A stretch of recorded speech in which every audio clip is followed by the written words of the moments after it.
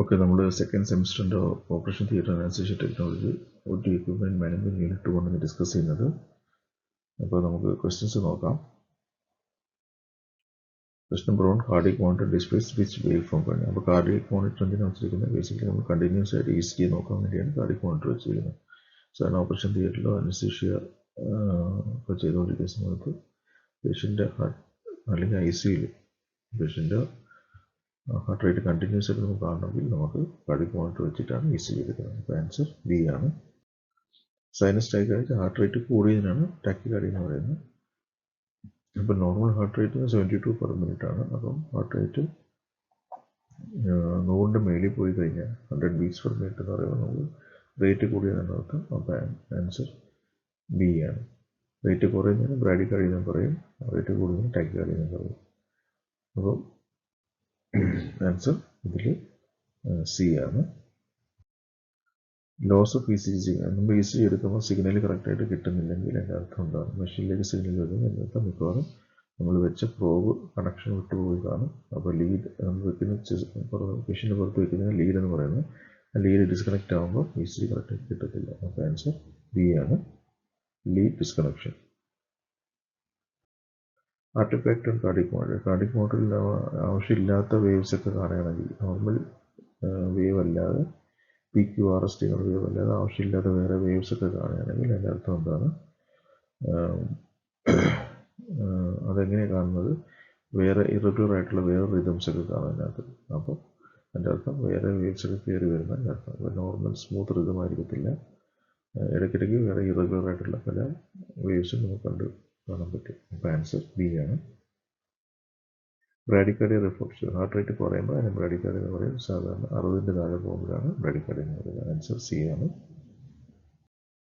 Which parameter is not measured by cardiac. അപ്പോൾ cardiac monitor അല്ലെങ്കിൽ ഹാർട്ടിൻ്റെ മോണിറ്ററിൽ നമ്മൾ എന്തൊക്കെ കാണാൻ പറ്റും? അതിനകത്ത് ECG കാണാൻ പറ്റും, ഹാർട്ട് റേറ്റ് കാണാൻ പറ്റും, അതിനകത്ത് വേറെ പല പാരാമീറ്റേഴ്സും ഉണ്ട്. അതായത് ഓക്സിജൻ കാണാൻ പറ്റും, റെസ്പിറേറ്ററി റേറ്റ് കാണാൻ പറ്റും, BP കാണാൻ പറ്റും, ഇതെല്ലാം കാണാൻ പറ്റും. പക്ഷെ ബ്ലഡ് ഗ്ലൂക്കോസ് അതിനകത്ത് കാണാൻ പറ്റില്ല. ബ്ലഡ് ഗ്ലൂക്കോസ് കാണണമെങ്കിൽ നമ്മൾ ബ്ലഡ് എടുത്ത് ടെസ്റ്റ് ചെയ്താലേ അറിയാൻ പറ്റുള്ളൂ. ആൻസർ സി ആണ്. Flat line monitor. അപ്പോൾ ഒരു ECG ഒക്കെ സ്ട്രെയിറ്റ് ആയിട്ട് ഒരു ലൈൻ വരികയാണെങ്കിൽ വേവ്സ് ഒന്നും കാണുന്നില്ലെങ്കിൽ അതിൻ്റെ അർത്ഥം ഹാർട്ട് വർക്ക് ചെയ്യുന്നില്ല, അല്ലെങ്കിൽ ഹാർട്ട് ബീറ്റ് ഇല്ല. ഹാർട്ട് ബീറ്റ് ഇല്ലാത്ത അവസ്ഥ എസിസ്റ്റർ എന്ന് പറയും. ഇപ്പോൾ കറണ്ട് ഇല്ല എന്നാണ് അർത്ഥം. ആൻസർ ബി ആണ്, എസിസ്റ്റർ. ECG electrode placement release. നമ്മൾ കറക്റ്റായിട്ട് ECG വെക്കേണ്ട സ്ഥലത്ത് വെച്ചില്ലെങ്കിൽ എന്ത് പറ്റും? അങ്ങനെ വരുമ്പോൾ ECGയിൽ തെറ്റായിട്ടുള്ള വേവ്സ് ആയിരിക്കും കാണിക്കുന്നത്. അപ്പോൾ നമുക്ക് തെറ്റായിട്ടുള്ള ഇൻ്റർപ്രിട്ടേഷൻ ഉണ്ടാവും. ആൻസർ ബി ആണ്, misinterpretation. Cardiac monitor alarm silence. Cardiac മോണിറ്ററിൽ ഒരു സൈലൻസ് അലാറം സൈലൻറ്റ് ചെയ്യാനുള്ള ഒരു ഓപ്ഷൻ ഉണ്ട്. അതെന്തിനാണ് വെച്ചിരിക്കുന്നത്? അപ്പം നമ്മൾ കുറച്ച് നേരത്തേക്ക് സൗണ്ട് ഇല്ലാതാക്കാൻ വേണ്ടിയാണ് നമ്മൾ സൈലൻസ് വെച്ചിരിക്കുന്നത്. പക്ഷേ കുറച്ച് കഴിയുമ്പോൾ വീണ്ടും സൗണ്ടിലേക്ക് വരും. അപ്പോൾ ടെമ്പററി ആയിട്ട് നമുക്ക് സൗണ്ട് നിർത്താൻ പറ്റുള്ളൂ. അപ്പം ആൻസർ ബി ആണ്, temporary mute alarm. Which rhythm requires immediate attention. ഏത് തരത്തിലുള്ള ECGയിൽ വ്യത്യാസം വരുമ്പോൾ നമ്മൾ എമർജൻസി ആയിട്ട് നോക്കേണ്ടത്.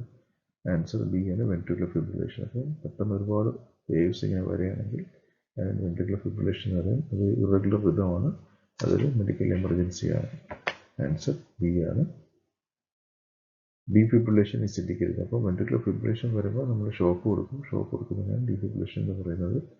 ആ മെഷീന് ഡീഫിബ്രിലേറ്റർ എന്ന് പറയും.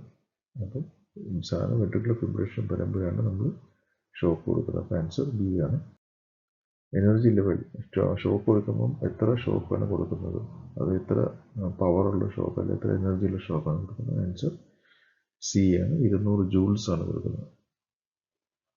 ഓക്കെ, ആൻസർ സി ആണ്. എനർജി ലെവൽ നമ്മൾ ജൂൾസിലാണ് കാൽക്കുലേറ്റ് ചെയ്യുന്നത്. ബിഫോർ ഡെലിവറിങ് ഷോക്ക് കൊടുക്കുന്നതിന് നമ്മൾ എന്ത് ചെയ്ത് ശ്രദ്ധിക്കണം? ഷോക്ക് കൊടുക്കുമ്പോൾ പേഷ്യൻ്റെ അടുത്ത് പേഷ്യൻറ്റിനോ ബെഡിനെ ടച്ച് ചെയ്തിരിക്കണം. കാരണം ടച്ച് ചെയ്താലും ചിലപ്പോൾ ഷോക്ക് അടിക്കാൻ സാധ്യതയുണ്ട്. അപ്പോൾ ആൻസർ ബി ആണ്, നോബഡി ടച്ചിങ് പേഷ്യൻറ്റ്. എയ്ഡ് എന്ന് വെച്ചാൽ ഓട്ടോമാറ്റിക് ഡീഫിബ്രിലേറ്റർ ആണ്. അപ്പം ഓട്ടോമാറ്റിക്കായിട്ട് അത് ഷോക്ക് കൊടുക്കുന്ന മെഷീനാണ് എയ്ഡ് എന്ന് പറയുന്നത്. അപ്പം ഓട്ടോമാറ്റിക് എക്സ്റ്റേണൽ ഡീഫിബ്രിലേറ്റർ എന്ന് പറയും. എയ്ഡ് എന്ന് വെച്ചാൽ ഓട്ടോമാറ്റിക് എക്സ്റ്റേണൽ ഡീഫിബ്രിലേറ്റർ. അപ്പോൾ അത് തന്നെ പേഷ്യൻ്റ് ചെക്ക് ചെയ്തിട്ട് അത് തന്നെ ഷോക്ക് കൊടുക്കും. പേഷ്യൻ്റ് ജസ്റ്റ് കണക്ട് ചെയ്താൽ മതി. അപ്പോൾ ഹാർട്ടിനെ അത് ചെക്ക് ചെയ്തിട്ട് ആവശ്യമുള്ള സമയത്ത് അത് ഷോക്ക് കൊടുക്കും. ആൻസർ ബി ആണ്, decide shock. Defibrillator paddles replace. എവിടെയാണ് നമ്മൾ ഷോക്ക് കൊടുക്കുമ്പോൾ നമ്മൾ ചെസ്റ്റിൽ നമ്മൾ ഷോക്ക് കൊടുക്കുന്ന പാഡിൽ വെക്കുന്നതാണ്. അന്നും മുകളിലും ഹാർട്ടിൻ്റെ മോൾ ഭാഗത്തും ഹാർട്ടിൻ്റെ താഴ്ഭാഗത്തുമായിട്ടാണ് വെക്കുന്നത്. അപ്പം മോൾ ഭാഗം എന്ന് പറയുമ്പോൾ സ്റ്റെർണം, എൻ്റെ ഹാർട്ടിൻ്റെ താഴത്തെ പോയിന്റ് എന്ന് പറയുന്നത് അപെക്സ് ആണ്. ഈ രണ്ടിൻ്റെ ഇടയ്ക്കാണ് നമ്മൾ വയ്ക്കുന്നത്. ആൻസർ ബി ആണ്, apex and sternum. Defibrillation work by. Defibrillator എങ്ങനെ വർക്ക് ചെയ്യുന്നത്? ആൻസർ ഇലക്ട്രിക് ഡീപോളറൈസേഷൻ ആണ്. അപ്പം ഹാർട്ടിൻ്റെ കംപ്ലീറ്റ് റിതം വീണ്ടും റീസെറ്റ് ചെയ്യാൻ വേണ്ടിയാണ് ഷോക്ക് കൊടുക്കുന്നത്. അപ്പം അതിനകത്ത് ഡീപോളറൈസേഷൻ വലിയ ഷോക്ക് പോകുമ്പോൾ കറണ്ട് ഹാർട്ടിനെ ഡീപോളറൈസ് ആക്കും. എന്നിട്ട് പിന്നെ ഹാർട്ട് വീണ്ടും റീസെറ്റ് ആയിട്ട് വരും. അതുകൊണ്ടാണ് ഷോക്ക് കൊടുക്കുന്നത്. ആൻസർ ബി ആണ്. സിങ്ക്രണൈസ്ഡ് കാർഡിയോവർഷൻ. സിങ്ക്രണൈസ്ഡ് കാർഡിയോവർഷനിൽ നമ്മൾ ടൈമിംഗ് വെച്ചിട്ട് ഷോക്ക് കൊടുക്കുകയാണ്. അപ്പം നമ്മളതിൽ എന്തൊക്കെ നോക്കുന്നത്? ഹാർട്ട് റേറ്റ് ഇറഗുലർ ആണ്, അല്ലെങ്കിൽ ഹാർട്ട് റേറ്റ് കൂടുതലാണ്, അതിൻ്റെ കൂടെ പൾസും ഉണ്ടെങ്കിൽ രണ്ടും കൂടെ വെച്ചിട്ട് നമ്മൾ നോക്കിയിട്ട് കൊടുക്കും. അപ്പോൾ പൾസ് നോക്കിയിട്ട് നമ്മൾ ഷോക്ക് കൊടുക്കുന്നതിനാണ് സിങ്ക്രണൈസ്ഡ് കാർഡിയോവർഷൻ എന്ന് പറയുന്നത്. അപ്പോൾ ആൻസർ വി ടി വിത്ത് പൾസ് ആണ്. ഡിഫിബ്രിലേറ്റർ ജെല്ല് എന്തിനാണ് പറ്റുന്ന ഷോക്ക് കൊടുക്കുന്നുണ്ട്? കാരണം ഒന്ന് കറണ്ട് കറക്റ്റായിട്ട് പോകാൻ വേണ്ടി, സെക്കൻഡ് ജെല്ല് തേച്ചില്ലെങ്കിൽ നമ്മൾ കറണ്ട് പോകുമ്പം സ്കിൻ ചിലപ്പോൾ കത്തിപ്പോകാനും കരിഞ്ഞു പോകാനും സാധ്യതയുണ്ട്. അപ്പോൾ റെസിസ്റ്റൻസ് കുറയ്ക്കാൻ വേണ്ടിയാണ് ജെല്ല് വയ്ക്കുന്നത്. ആൻസർ ബി ആണ്. Charging failure in defibrillator. Defib shock കൊടുക്കുമ്പോൾ ചിലപ്പോൾ അതിനകത്ത് ചാർജ് ഇല്ലെങ്കിൽ അതിൻ്റെ റീസൺ എന്താണ്? ഷോക്ക് കൊടുക്കുമ്പോൾ അതിനകത്ത് ഒരു ബാറ്ററി ഉണ്ടാകും. ബാറ്ററി എപ്പോഴും ഫുള്ളി ചാർജിലായിരിക്കണം. ബാറ്ററിക്ക് ചാർജ് ഇല്ലെങ്കിൽ ഷോക്ക് കിട്ടത്തില്ല. അപ്പോൾ ആൻസർ എ ആണ്, battery issue. Post shock step. Shock കൊടുത്താൽ എന്ത് ചെയ്യണം? ഷോക്ക് കൊടുത്തു കഴിഞ്ഞാൽ നമ്മൾ പേഷ്യൻ്റെ ഹാർട്ടിൻ്റെ റിതവും പൾസും ചെക്ക് ചെയ്യണം. വീണ്ടും ഹാർട്ട് സ്റ്റാർട്ടായാലും ചെക്ക് ചെയ്യാൻ വേണ്ടിയാണ്. അപ്പോൾ ആൻസർ ബി ആണ്. Multi parameter monitor. Multi parameter എന്നത് പേഷ്യൻ്റെ പല പാരാമീറ്റേഴ്സ് ചെക്ക് ചെയ്യുന്ന മോണിറ്ററാണ്. ഐ സിയിൽ ഓപ്പറേഷൻ തിയേറ്ററിലൊക്കെ യൂസ് ചെയ്യുന്ന ഒരു മോണിറ്ററാണ്. അപ്പോൾ അതിനകത്ത് ഇ സി ജി നോക്കും, ബി പി നോക്കും, പൾസ് നോക്കും, റെസ്പിറേഷൻ നോക്കും, ഓക്സിജൻ നോക്കും. അങ്ങനെ സാധാരണ പല പാരാമീറ്റേഴ്സ് നോക്കും. ഒരേ സമയത്ത് ആ സ്ക്രീനിൽ കാണാൻ പറ്റും. അതിനാണ് മൾട്ടി പാരാമീറ്റർ എന്ന് പറയുന്നത്. അപ്പോൾ ആൻസർ ഇതിനകത്ത് മൾട്ടിപ്പിൾ വൈറ്റൽസ് ആണ്, ബി ആണ്. NIBP വെച്ചാൽ നോൺ ഇൻവേസീവ് ബി പി. പേഷ്യൻ്റെ ശരീരത്തിനകത്ത് നമ്മൾ പ്രോബ് ഇടാതെ പുറത്തുനിന്ന് നമ്മൾ ബി പി നോക്കുന്നതാണ് നോൺ ഇൻവേസീവ് ബി പി. അതാണ് നോർമലി നമ്മൾ കയ്യിൽ കെട്ടിയിട്ട് നോക്കുന്ന ബി പിയാണ് നോൺ ഇൻവേസീവ് ബി പി എന്ന് പറയുന്നത്. അതിന് കഫ് ബേസ് ബി പി എന്നും പറയും. അപ്പോൾ ആൻസർ ബി ആണ്, non invasive B P. SpO2 probe. SpO2 നമ്മൾ ഓക്സിജൻ നോക്കാൻ വയ്ക്കുന്ന വിരലിൽ വയ്ക്കുന്ന പ്രോബാണ്. അതെങ്ങനെ വർക്ക് ചെയ്യുന്നത്? അത് ലൈറ്റിൻ്റെ അബ്സോർഷനിൽ വ്യത്യാസം വെച്ചിട്ടാണ് അളക്കുന്നത്. അപ്പോൾ പൾസ് ഓക്സിമീറ്ററിലാണ് നമ്മൾ SpO2 നോക്കുന്നത്. അപ്പോൾ ബി ആണ് answer, light absorption. Alarm priority system. Alarm പല ടൈപ്പ് അലാറം ഉണ്ട് മെഷീനിൽ. ഹൈ, മീഡിയം, ലോ പലതരത്തിലുള്ള അലാറംസ് ഉണ്ട്. പേഷ്യൻ്റെ കണ്ടീഷൻസ് അലാറത്തിൽ വ്യത്യാസം വരാം. അപ്പോൾ മൾട്ടി ലെവൽ അലാറം സിസ്റ്റമാണ് ഉള്ളത്. അപ്പോൾ ആൻസർ ബി ആണ്. Bedside monitor. പേഷ്യൻ്റെ സൈഡിൽ ഇരിക്കാൻ, പേഷ്യൻ്റ് കിടക്കുമ്പോൾ സൈഡിൽ വെച്ചിരിക്കുന്ന മോണിറ്ററാണ് ബെഡ് സൈഡ് മോണിറ്റർ എന്ന് പറയുന്നത്. അപ്പോൾ അത് നമ്മൾ എന്ത് ചെയ്യണം? കാലിബ്രേഷൻ ചെയ്യണം. എന്ന് വെച്ചാൽ ആ മോണിറ്റർ കറക്റ്റായിട്ട് വർക്ക് ചെയ്യണമെന്ന് അത് ചെക്ക് ചെയ്തിട്ട് വേണം പേഷ്യൻറ്റിട്ട് കണക്ട് ചെയ്യാനായിട്ട്. അല്ലെങ്കിൽ അത് തെറ്റായിട്ടുള്ള റീഡിങ് കാണിക്കും. അപ്പം എന്തിനാണ് കാലിബ്രേറ്റ് ചെയ്യുന്നത് വെച്ചാൽ ആൻസർ ബി ആണ്, അക്യുറസിക്ക് വേണ്ടിയാണ് കാലിബ്രേറ്റ് ചെയ്യുന്നത്. Loose B P. B P കിട്ടുമ്പോൾ ബി പിയിൽ അത് കപ്പ് കിട്ടുമ്പോൾ നമ്മൾ ലൂസായിട്ട് കെട്ടിയാൽ എന്ത് പറ്റും? നമുക്ക് റീഡിങ് തെറ്റായിട്ട് കിട്ടും. ആൻസർ ബി ആണ്. E C G lead colour. E C G നമ്മൾ എടുക്കുമ്പം അത് പേഷ്യൻ്റെ കയ്യിലും കാലിലും ഇപ്പോൾ ചെസ്റ്റിലൊക്കെ വയ്ക്കുന്ന ലീഡിൽ പല കളേഴ്സാണ്. ആ കളറിൻ്റെ റീസൺ വെച്ചാൽ നമുക്ക് കളർ വെച്ച് അടയാളപ്പെടുത്തിയാൽ തെറ്റ് പറ്റാൻ സാധ്യത കുറയും. അപ്പോൾ കറക്റ്റായിട്ട് വെക്കാൻ വേണ്ടിയാണ് കളർ വെച്ചിരിക്കുന്നത്. ആൻസർ ബി ആണ്, correct placement. Monitor battery backup. മോണിറ്ററിൽ ബാറ്ററി എന്തിനാണ് വെച്ചിരിക്കുന്നത്? സപ്പോസ് എന്തെങ്കിലും കാരണം കൊണ്ട് കറണ്ട് പോയി കഴിഞ്ഞാലും മോണിറ്റർ ഓഫ് ആകാൻ പാടില്ല. അതുകൊണ്ട് എപ്പോഴും ബാറ്ററി ബാക്കപ്പിലാണ് മോണിറ്റർ വർക്ക് ചെയ്യുന്നത്. ആൻസർ ബി ആണ്, power failure. Temperature probe. Temperature probe എന്തിനാണ് നോക്കുന്നത്? നമ്മൾ ബോഡിയിലുള്ള ടെമ്പറേച്ചർ അറിയാൻ വേണ്ടിയാണ്. ബോഡിക്ക് അകത്തുള്ള ടെമ്പറേച്ചർ അറിയാൻ വേണ്ടി പ്രോബ് വെച്ച് ടെമ്പറേച്ചർ എടുക്കുന്നത്.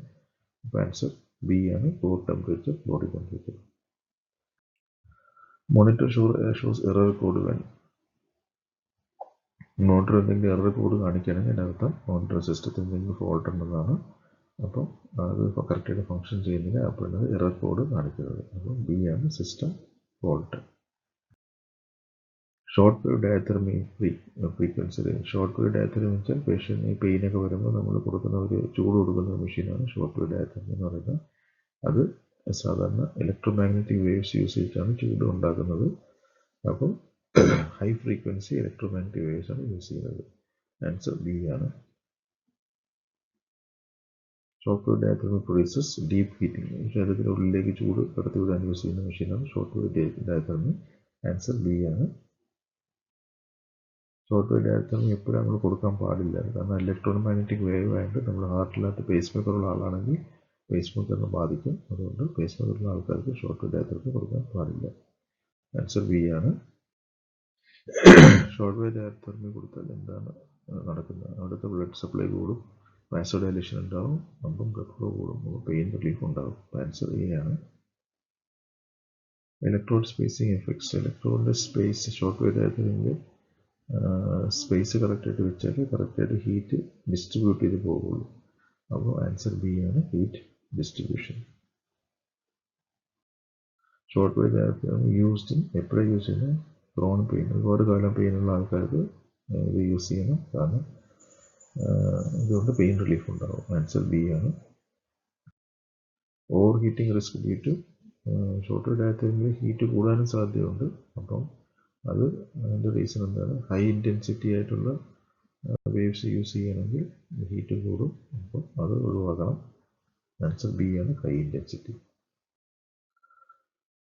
ഷോർട്ട് വേവ് ഡയത്തർമി തുടങ്ങുമ്പോൾ പേഷ്യൻ്റ് ഡ്രസ്സ് വേണോ വേണ്ടെന്നുള്ളതാണ്. പേഷ്യൻ്റ് മെറ്റൽ ഒബ്ജക്ട്സ് ഉണ്ടെങ്കിൽ, എന്തെങ്കിലും മെറ്റലായിട്ടുള്ള സാധനങ്ങൾ പേഷ്യൻ്റ് ശരീരത്തിലുണ്ടെങ്കിൽ അത് മാറ്റണം, കാരണം അത് അതിൽ കൂടെ ഇത് വേവ്സ് പോയിട്ട് ബേൺസ് വരാൻ സാധ്യതയുണ്ട്. അപ്പോൾ ആൻസർ ബി ആണ്. ഷോർട്ട് വേവ് ഡയത്തർമി മോഡ് എങ്ങനെയാണ്? ഏത് ടൈപ്പിൽ മോഡുണ്ട്? രണ്ട് ടൈപ്പ് മോഡുണ്ട്. കണ്ടിന്യൂസ് ആയിട്ടുണ്ട്, ഇടയ്ക്കിടയ്ക്ക് ബ്രേക്ക് ചെയ്തുള്ള മോഡുണ്ട്. അപ്പോൾ കണ്ടിന്യൂസ് പൾസ്ഡ് മോഡ് രണ്ടുമുണ്ട്. ആൻസർ എ ആണ്. Short wave diathermy therapeutic effect എന്താണ്, അല്ലെങ്കിൽ ഗുണം എന്താണ്? ആൻസർ ബി ആണ്, പെയിൻ റിലീഫ് ആണ്. ഓക്സിജൻ കോൺസെൻട്രേഷൻ എന്താ ചെയ്യുന്നത്? ഓക്സിജൻ കോൺസെൻട്രേഷൻ എയറിലുള്ള ഓക്സിജൻ എടുത്തിട്ട് അതിനകത്ത് നിന്ന് നൈട്രോജനെ മാറ്റിയിട്ട് ഓക്സിജൻ മാത്രം സെപ്പറേറ്റ് ചെയ്യുന്നതാണ് ഓക്സിജൻ കോൺസെൻട്രേറ്റർ എന്ന് പറയുന്നത്. ആൻസർ ബി ആണ്. Oxygen purity produce. എത്ര പ്യൂറായിട്ട് ഓക്സിജൻ പോലും 90 to 95% പ്യൂർ ഓക്സിജൻ അതിന് നമുക്ക് കിട്ടാൻ പറ്റും. അപ്പോൾ ഹൈലി കോൺസെൻട്രേറ്റഡ് ഓക്സിജൻ നമുക്ക് കിട്ടുന്നത്. ആൻസർ സി ആണ്. Flow rate. ഓക്സിജൻ്റെ ഫ്ലോ കൺട്രോൾ ചെയ്യുന്നത് എന്ന് വെച്ചാൽ ഫ്ലോ മീറ്റർ ഉണ്ട്. ആ ഫ്ലോ മീറ്റർ വെച്ചിട്ട് നമുക്ക് ഫ്ലോ അഡ്ജസ്റ്റ് ചെയ്യാൻ പറ്റും. അപ്പോൾ ആൻസർ ബി ആണ്, ഫ്ലോ മീറ്റർ. ഹ്യൂമിഡിഫയർ എന്തിനാണ്? ഓക്സിജൻ പോകുമ്പോൾ ഒരു വെള്ളത്തിൽ കൂടെ കടത്തിയിട്ടാണ് വിടുന്നത്, അതിനാണ് ഹ്യൂമിഡിഫയർ എന്ന് പറയുന്നത്. അപ്പോൾ എന്തിനാണ് ഇത് ചെയ്യുന്നത് വെച്ചാൽ പേഷ്യൻ്റ് ഡ്രൈ ആയിട്ടുള്ള എയർ പോകുന്നതിന് പകരം കുറച്ച് ഈർപ്പമുള്ള എയർ പോകുന്നതാണ് പേഷ്യൻ്റിന് ലങ്സിന് നല്ലത്. അപ്പോൾ ആൻസർ ബി ആണ്, മോയ്സ്ചറൈസിങ് ഓക്സിജൻ. ഓക്സിജൻ കോൺസെൻട്രേഷൻ എപ്പോഴാണ് യൂസ് ചെയ്യുന്നത്? എപ്പോഴാണ് നമ്മൾ യൂസ് ചെയ്യുന്നത്? നമ്മൾ ഓക്സിജൻ ലെവൽ കുറയുമ്പോഴാണ് ഓക്സിജൻ കോൺസെൻട്രേറ്റർ യൂസ് ചെയ്യുന്നത്. ആൻസർ ബി ആണ്, ഹൈഡ്രോക്സി. Concentrator requires. കോൺസെൻട്രേറ്റർ എങ്ങനെ പ്രവർത്തിക്കുന്നത്? ഇലക്ട്രിസിറ്റി വെച്ചിട്ടാണ് പ്രവർത്തിക്കുന്നത്. അപ്പോൾ ആൻസർ ബി ആണ്, ഇലക്ട്രിസിറ്റി. Filter cleaning. എയറിനെ ഫിൽട്ടർ ചെയ്യുന്ന അതിനകത്ത് ഫിൽട്ടർ ഉണ്ടാവും. അപ്പം ഫിൽട്ടർ ക്ലീനിങ് ഇടയ്ക്ക് ക്ലീൻ ചെയ്തില്ലെങ്കിൽ അതിൻ്റെ പ്രവർത്തനം കുറയും. അപ്പോൾ ആൻസർ ബി ആണ്, maintains efficiency.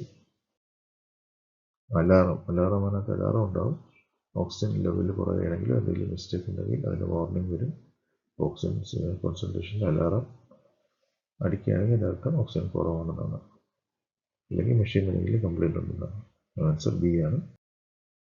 Continuous used test. Continuous ആയിട്ട് ഓക്സിജൻ കോൺസെൻട്രേറ്റർ യൂസ് ചെയ്ത് കഴിഞ്ഞാൽ അതിനകത്ത് എല്ലാ പ്രശ്നങ്ങളും വരാം. ബ്രേക്സ് വരാം, മെയിൻ്റെനൻസ് വരാം, ക്ലീനിങ്ങിൻ്റെ ആവശ്യം ഉണ്ടാവും.